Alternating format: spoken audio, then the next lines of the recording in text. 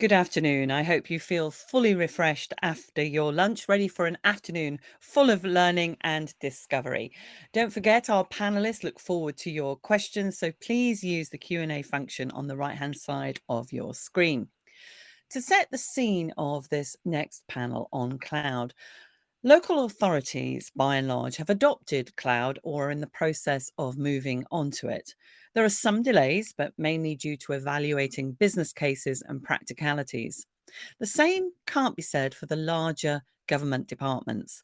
The likelihood is that their systems are one-offs, such as HMRC's income tax system.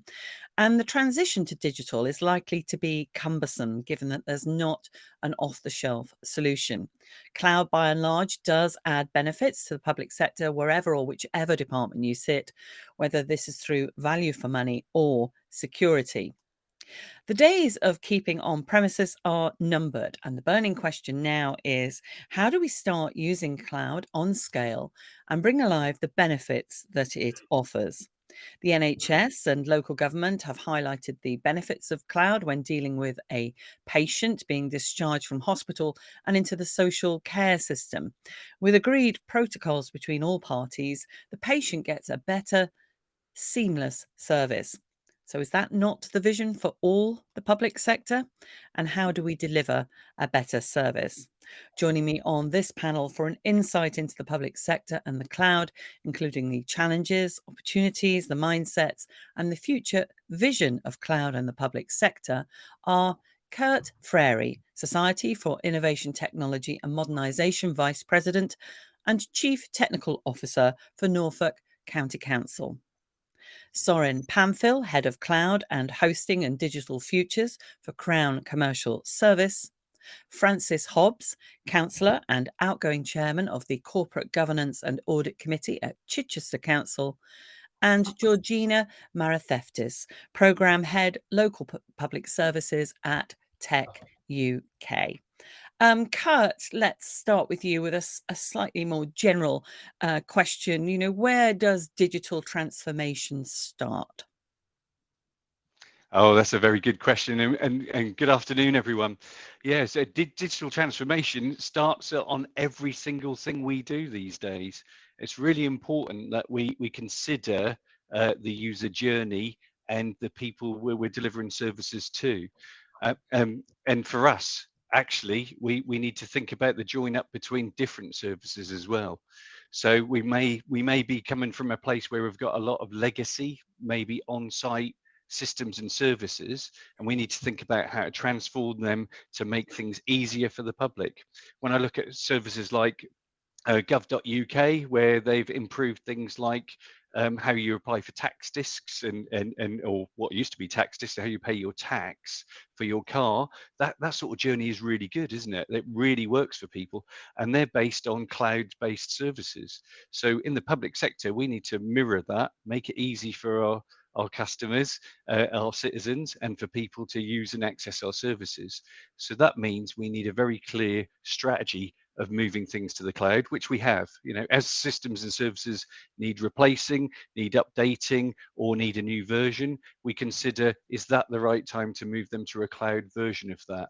Now, a lot of us have already moved to the cloud for our collaboration tools, the way we talk to people, the way we help people answer some queries and push those calls and those issues to the back office to answer them.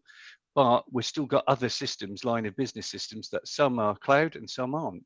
So it starts with, every time we consider a change, we need to be thinking, is that the right opportunity to then consider moving to the cloud?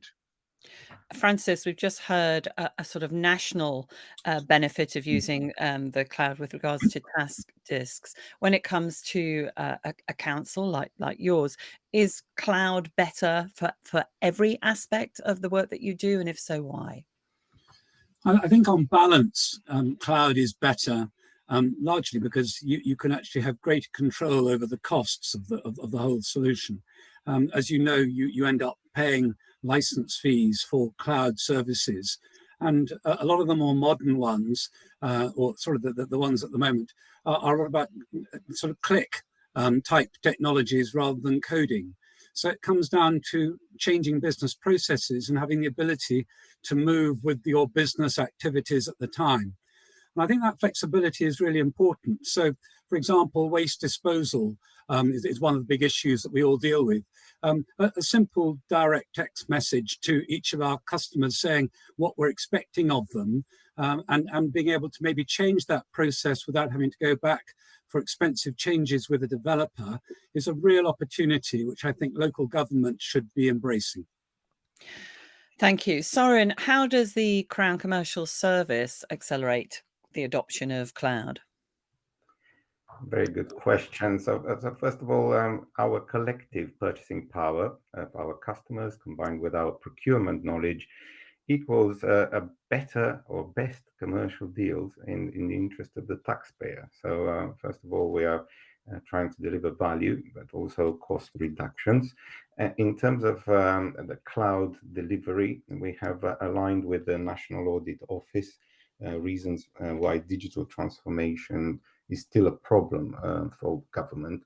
And our approach mirrors the 6 lessons learned and also addresses the barriers and issues of cloud adoption. So first of all, lengthy governance for procurement, spend controls, lack of scale on technologies, and maybe limited reuse and sharing, and also the multi-cloud issues nowadays are operationally difficult. Therefore, what we do, we can help directly by commercially enabling your route to market to cloud. We also extract value, and we have a cloud strategy aligned with the Central Digital Data Office and the CTO Council. We have a One Government cloud strategy that we are implementing with partners through Memoranda of Understanding. And this way we are helping reducing the digital skills gap. But we also work with suppliers to get the right technical solution to address the risk and cost of change.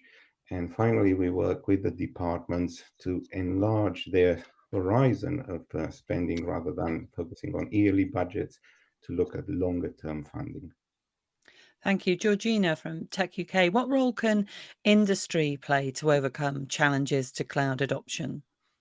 Yeah, I think what's really important is that, I guess, that early market engagement for public sector, because, you know, for some things there's the unknown, and, you know, they'll have lots of questions. So there's an opportunity when you engage early, not in that, you know, when it's a commercial opportunity, you can ask a diverse group of suppliers, you know, those key questions. And I guess ultimately understand what the art of the possible is, and then what is the best kind of fit for you in cloud solution. So when they are ready to be on that cloud journey, it goes beyond, you know, being on the cloud, but actually maximizing it and making the most of what is on offer there. And can you save money through digital transformation? Kurt? I think you certainly can, but it depends on how you deliver it. So, for instance, if you're transforming a traditional service that used maybe on-site infrastructure and it has different parts of the process, some are manual, some on your traditional line of business systems. If you think about that and take that to the cloud, and then you automate, maybe through robotic process automation or using some AI on there, or just general workflow, good workflow, and you take out those manual parts of the process, it can speed up that customer journey for the people you're trying to help and for that process, but it can also reduce the number of hours, staff hours you need to make those processes happen. Now, when you say save money, it might be that actually you then reinvest those staff hours that you've saved into other processes to improve them or do them differently. But generally you can. And, you know, we've experienced using RPA in the organizations I work for. And we've got some 38 processes already automated, which are making a big difference. And they're saving time, saving money, saving effort, and reducing errors and issues with those processes. So yes, you can. Good. And my similar question to Soren in terms of how does the CCS, or Crown Hosting save money themselves? Sure. So first of all, we know that legacy IT skills and also the legacy IT itself prevails within the public sector. And the cloud migration and adoption are our strategic intent to ensure that we first of all align with the CDDO and we have a strategy. And then we have a variety of frameworks and also Crown hosting and MOUs that address not only the cloud first policy, but currently we are working on a strategy to ensure that the cloud as appropriate strategy is being developed jointly across government. So we can support each of our customers, whatever the level and the stage in cloud adoption they are in that journey. So we could help some departments to simply migrate to Crown hosting for a minimum of 1 month, saving a lot of electricity, also meeting their carbon net zero and social value aspirations. But we are not locking them in. However, if they are thereafter looking at moving on towards full cloud adoption, we work with them to refactor and replatform and making sure that we support them with our specialists all along the way. Georgina, how do you help the public sector maximise their value from the cloud? Yeah, I think it starts by understanding actually kind of what that estate looks like.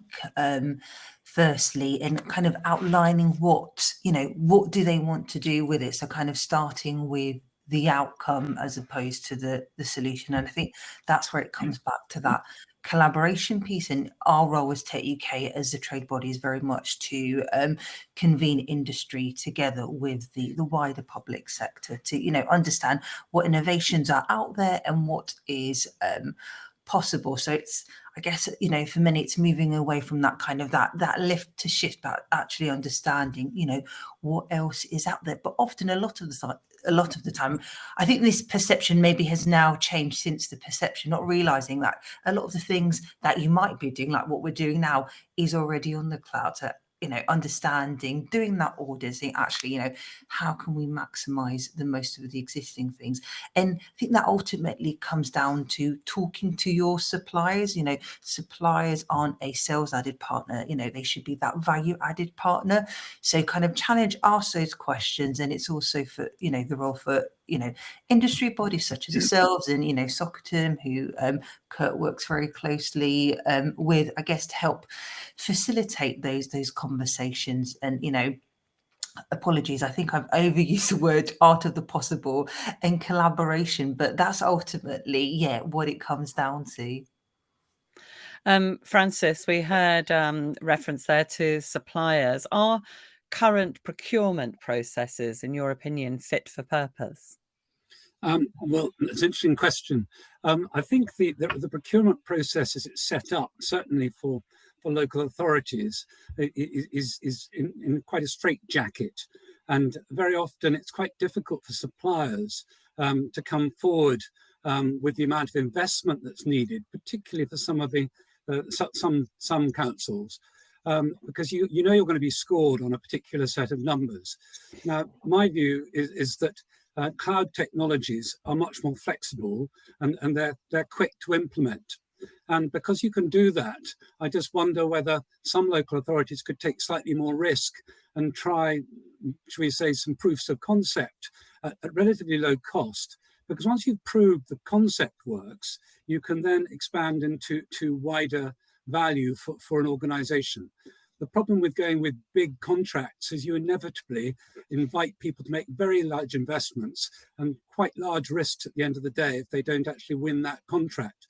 And very early in that process, as I think Georgina was highlighting, if you can engage informally with those people whom you might want to do business with and decide whether you trust what they say they can do for you, The technology normally can, but it's the people who actually implement it for you who are the key to the whole thing. That's interesting, and particularly there, you're suggesting, that more risk needs to be taken, and so Kurt, that leads quite nicely, really, onto this, which is: do you think the public sector needs to change its strategies to support digital transformation that may or may not include take more risks? Yeah, the risk thing is a very important thing. I think a lot of the public sector has already changed its strategies and did since COVID, since we had the COVID challenges, because we had to. So to give you an example, pre-COVID, we were thinking of rolling out things like Microsoft Teams and those collaboration tools. And we had a plan of the business change would take something like 8 to 10 months to do, and then COVID hit and we did it in 6 weeks. So that proved to us that actually it was possible to do, and possible to do at pace.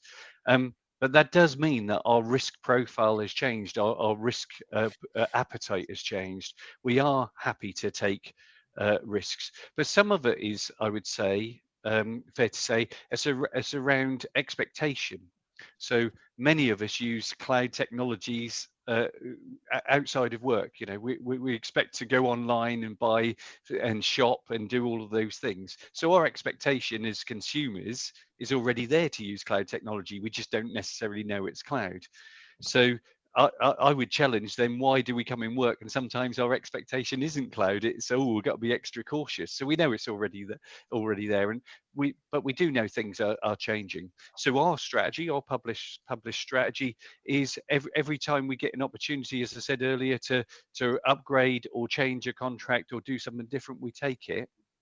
But notwithstanding what Francis has said, that we need to consider whether we trust what the suppliers are telling us, because sometimes it's not always exactly as we understand it. So we got to get good understanding, and that means we need to work with the suppliers more closely to understand what the offerings are in terms of cloud and what we will get.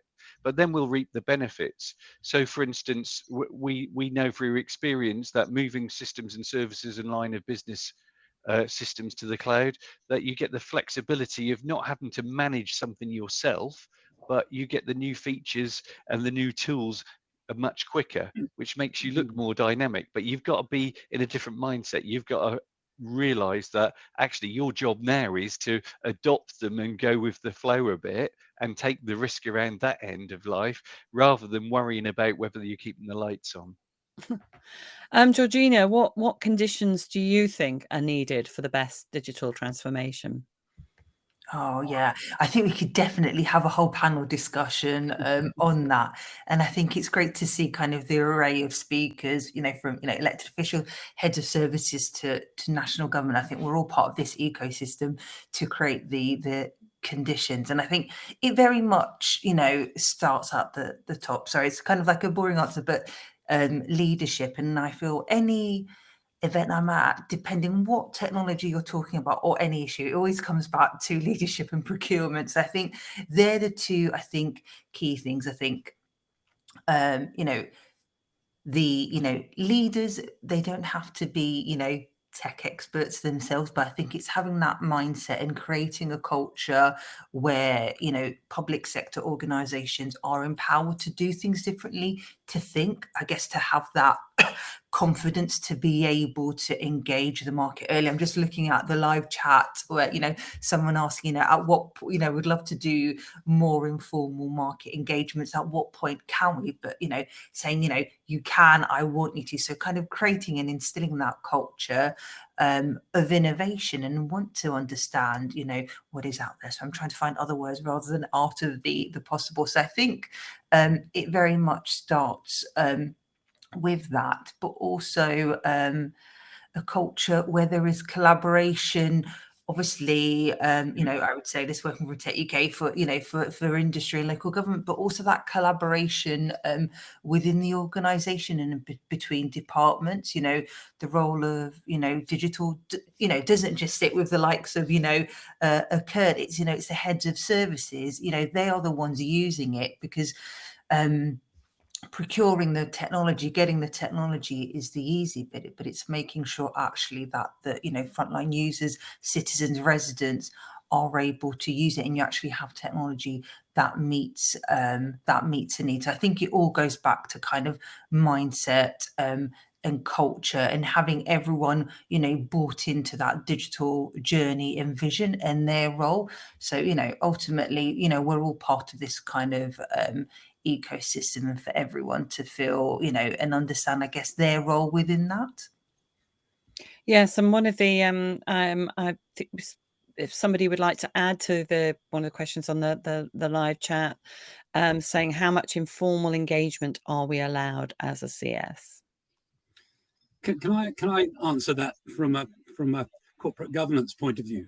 I know that we are very frightened very often in local government about doing exactly the right things, and conflicts of interest, and who have you spoken to, etc., etc.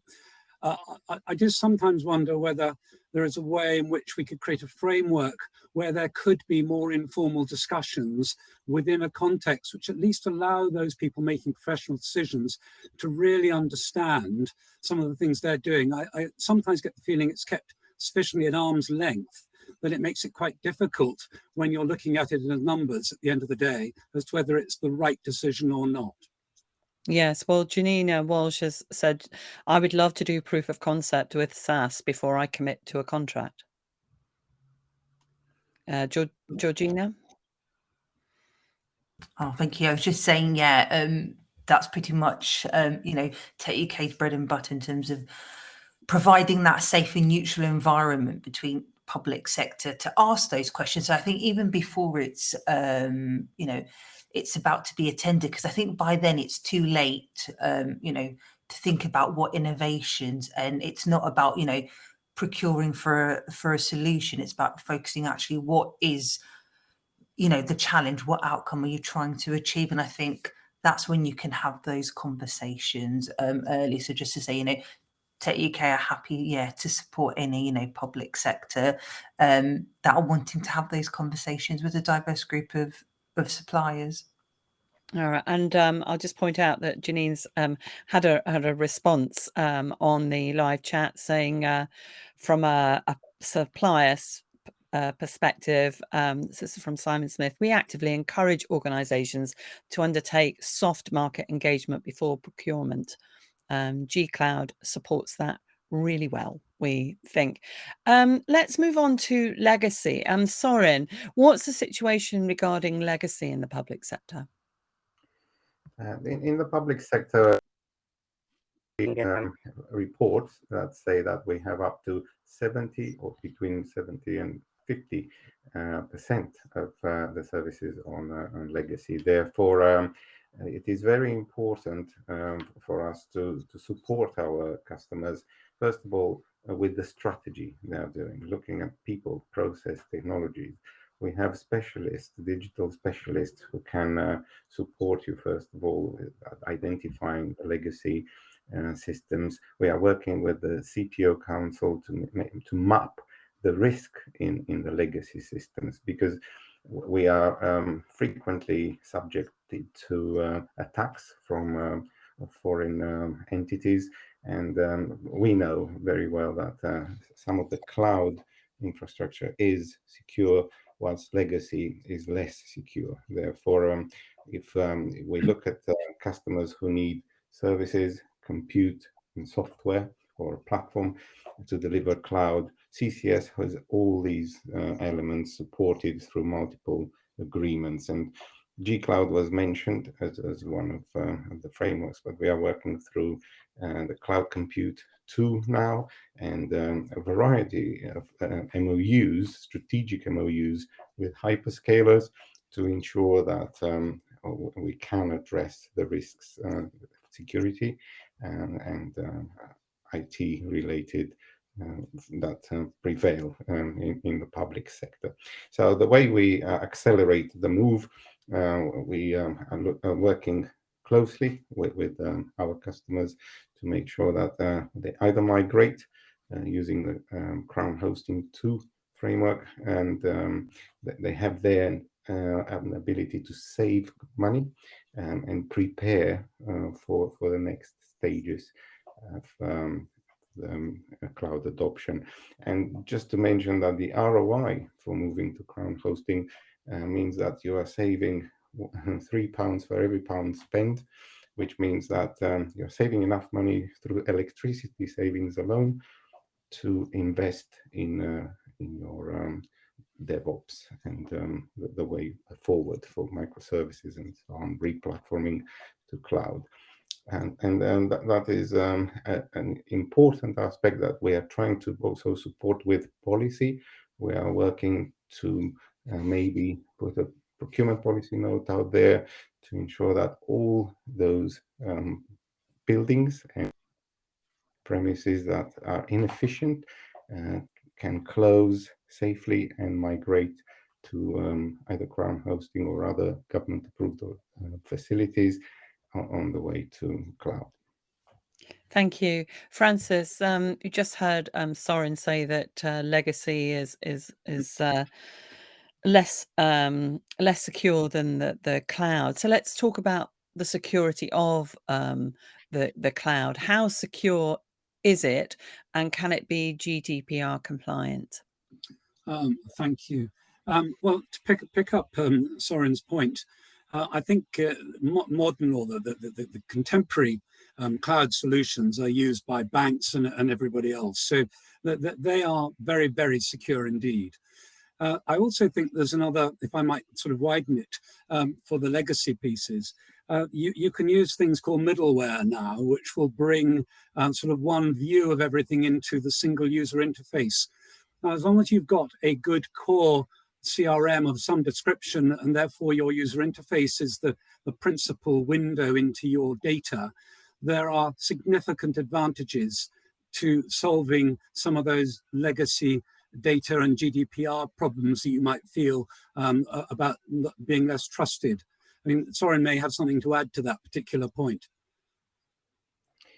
Yes, you are absolutely right that we have to invent ourselves every time we have yet another attack from sometimes state entities that are trying to penetrate a variety of government systems. Therefore, we are at the forefront of security and development, but also compliance with our legislation and even some from the EU legislation we're still bound by. Therefore, we have a very important role in securing our data, and we can help you move towards that. Just contact us at info@ccs.gov.uk, and we shall be working with you to achieve that together. Thank you. We've almost come to the end of our session. Kurt, how would you describe what it's like working in the public sector at the moment? Well, I'm glad you asked that question. That's a really good question. I think it's the best it's ever been. We seem to be less risk adverse, so we're embracing change. It's a great time to do things differently and make a difference. We seem to have got our mojo back in terms of the services we provide and how we're tackling some of the traditional challenges. And we're not afraid to try new things. So you'll have seen some headlines at some point that we've introduced in Norfolk the largest free-to-use IoT network in the UK, and that's gone really well. We're introducing new technologies, taking a new stance on how to connect our sites together for networking. Our staff are working from home. It's a great place to work. It's a great place to be involved in change and making a difference. And it's actually, I think it's more exciting than the commercial sector, if I'm being honest right now. Oh, well, I'm going to have to get Georgina to have a quick response. Are you as excited? Oh, no, I am. I think I'm happy and optimistic with what Kurt said. So I think it's great. So, suppliers are those value-added partners to public sector. I think we're both, obviously there's that commercial interest, but we're both, it's the same thing what we're aiming for, to improve the lives and outcomes, isn't it, for our citizens and residents? So yeah, if we both want that change and want to innovate, I think it can only be a good thing. Well, thank you to our guests, Kurt, Soren, Francis, and Georgina, for another great panel. I'd now like to introduce Robin Denton to the virtual stage. Robin is the Director of Local Government at Microsoft and a member of the Public Sector Leadership Team. Robin has 18 years' experience working in the local government space across a range of subjects, from social care modernisation to place-based strategies, and has strong experience delivering cloud transformations in the sector, spanning from productivity tools to core data centre workloads, and moving now into data modernisation and artificial intelligence. Robin will discuss how Microsoft is supporting local authorities and the opportunities technology can provide, not just to local authorities, but also in working with other parts of government and housing. Robin, over to you. Hey, thank you very much, Sue. And I'll just echo Kurt's last comment there. I think now is one of the most exciting times that we've had in the marketplace, because so much technology is becoming commoditized and accessible in ways that it hasn't been before. What I'm going to go through here is some of the work that Microsoft are doing at the moment in the sector, and hopefully bring some of that to life for you. So if I just start to orient around the slide here, there are a couple of different points to it. If you look at the sections in the purple, fundamentally, those are the big transformation programs that we tend to get involved in across leadership teams and across local authorities within the UK. Underneath that, we've got a number of modernised programs that are more IT focused and are more about the actual deliverables that we go out that lead to some of the outcomes that we can drive. And then across the sides, you've got a few sections there which are the core fundamentals that we really see as cutting across both of those. So if I just talk through a few of the kind of examples that we have here. So first and foremost, the areas that we're working on at the moment in terms of big transformational agendas is, firstly, how are we going about modernising both adult and children's services? So we're looking at historically how you can start doing trend analysis, start understanding where you might have a vulnerable resident who we need to engage with, maybe intervene a little bit earlier. We're looking at what the end-to-end case management process looks like. So how is it when you realise there is someone there we need to engage with? We give them the best experience we can do through having a very much joined up record. And some of that we are building up things like theographs, where we're looking at bringing in data around what is going on within that adult's life, both from a social care perspective and indeed from a healthcare perspective. So where we're touching on public health, where we have engagements through things like ICSs, how we actually bring that single view so you can start trending and thinking about how you might need to engage with that individual. We can start looking at the type of casework that is coming through for an organisation. And again, when that casework is coming through, you can look at who that individual is, the type of engagement they're having, the type of request that's coming through, and actually how that might trend forward, so that you need to think about different care packages for the home, different type of living support that they might need, just to keep them in their home for longer. So we're doing quite a lot there, and that spans across both data, that spans across trend analysis, and that spans across fundamental case management. And there's some great stuff coming out of the likes of Aberdeen and North Yorkshire on those areas at the moment. Needless to say, in the UK, there is a very significant devolution agenda, and we've obviously seen the successes coming out of the likes of Manchester and West Midlands, looking backwards, and obviously there are now more of those deals being struck with central government and Michael Gove for more of these Devo deals to come through. We're seeing far more combined authorities stood up. Actually, as we go through those areas, we're starting to look at how is it we start taking those regions and thinking about the different political drivers that are coming through from that Devo agenda. That might be how we are looking at investment into a region. That might be looking at skilling within residents in the region to help them gain better employment. That might be looking at what the smart city infrastructure is and the broadband backbone to be able to attract new businesses into that area. So we spent quite a lot of time looking at what those key areas are that we're driving within a region, and then how we can stand up the right type of environments to deliver against those. We've done an awful lot of work, as you will see, in the Greater Manchester region around things like skills delivery and really bringing up the skill set within that region, supporting things like T-levels moving forwards. And those are really areas that we're focusing on quite a lot from that Devo perspective. When you think about place leadership, that's a really interesting conversation that varies drastically city to city, and indeed when we go out into more urban environments and rural environments.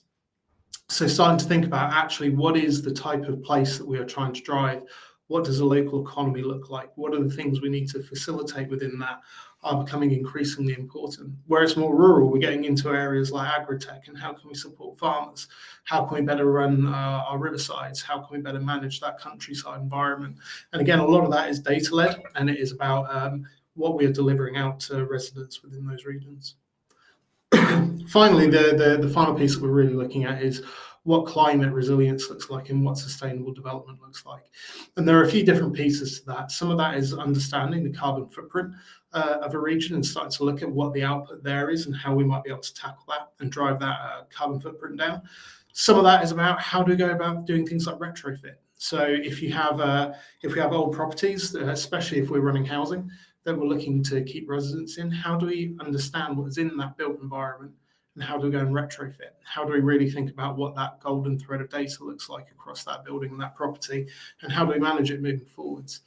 We're also doing a lot of work for people who are planning kind of brownfield site, changing into new environments and starting to think about, again, what are going to be the infrastructure needs of that region? What are we going to need to put in place for transport? What are we going to need to put in place for education? What are we trying to drive in terms of carbon footprint of that home? And how are we going to deliver sustainable transport in that region? Now, underpinning all of that is this concept of data-led decision making. And that is about how we start stitching together disparate pieces of data to give a unified view across an authority and start making some of those informed decisions. Now, that is a journey that we go on with our customers, but it is really starting to think about where are those data sets, how are we leveraging them in the right way, how are we bringing them together in the right way.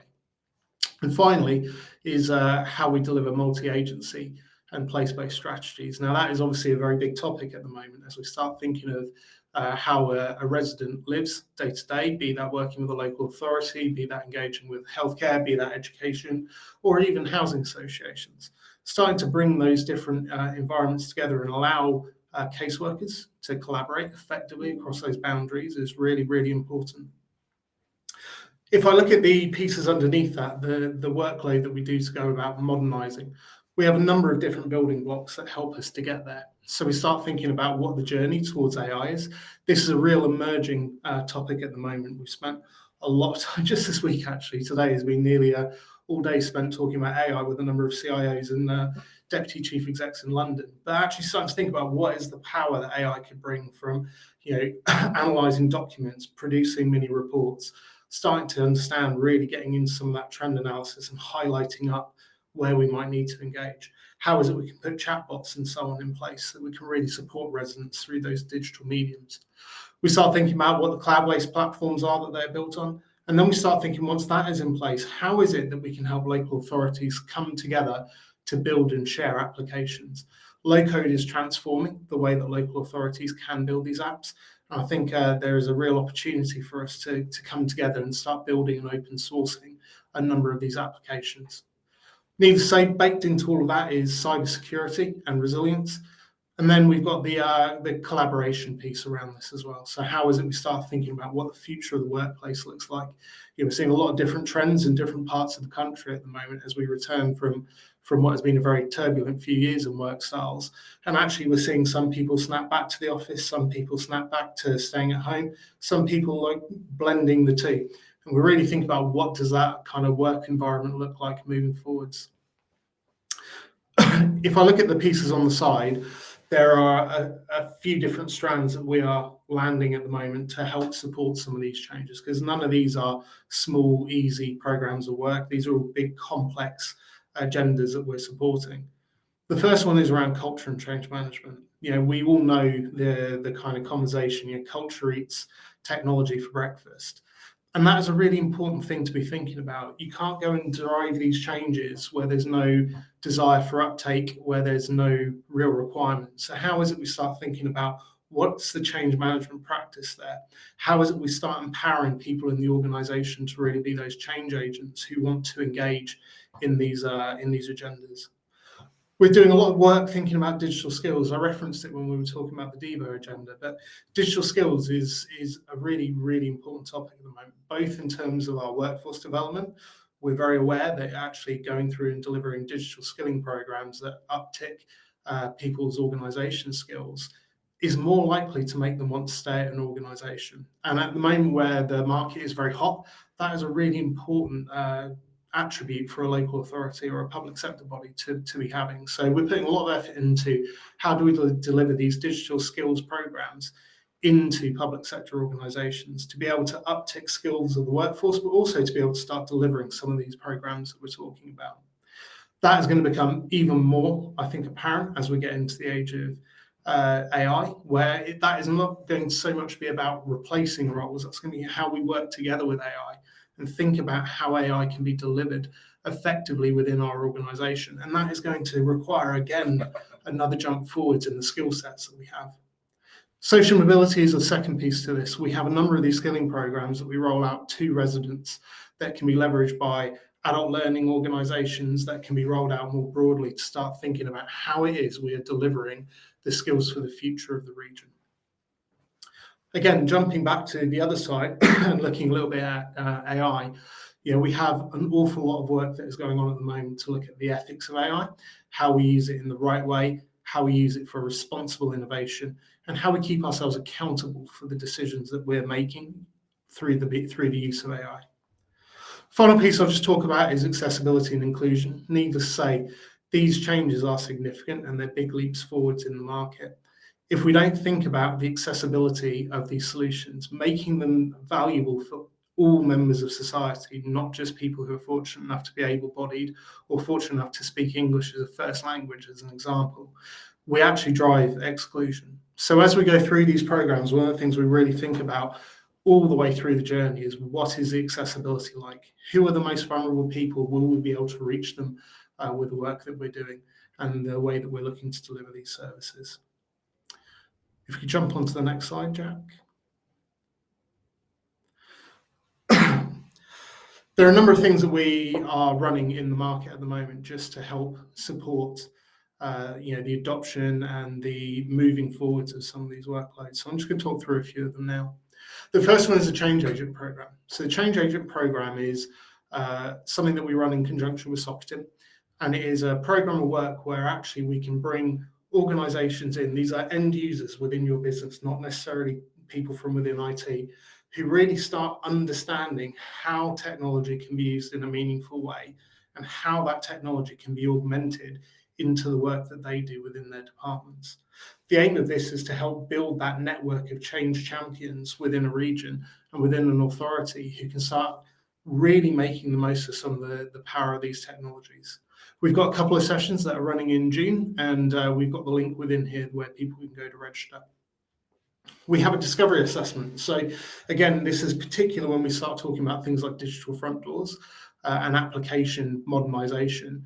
We have a discovery assessment there where we can come in and we can start understanding what your tasks are, how you're operating, what some of those legacy programs are that are still in place. And we can look at how you can go about thinking about modernizing those into kind of some of those modern cloud-based solutions. Again, we've got a number of abilities to come and do a number of different types of assessment, depending on where your starting point is. And we've got another link within this document for people to be able to go and do that.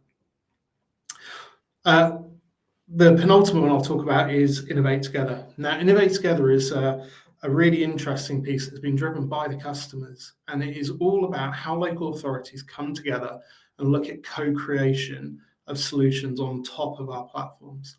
Now, the reason behind this is it's looking at how we bring back the best powers of kind of user groups together, but think about how we can invest in innovation and start driving outcomes. The real mantra behind this is actually when something is built by one local authority, how is it we use things like GitHub to be able to share those and actually then be able to leverage them en masse. We've got a number of applications that have already been built out through this methodology that are available in a local authority GitHub. And we are currently working on the co-creation of a data strategy that is there for local authorities to be leveraged for a common baseline in how you would go about approaching data modernization in a local authority. Final thing I'll just talk on is a number of hackathon events that we're running, where we'll be able to bring together different organisations, different people, and start actually working through in the room how we can start tackling different societal challenges, different challenges that are very common within the marketplace, and start planning for those applications that can then flow back into that Innovate Together network piece of work.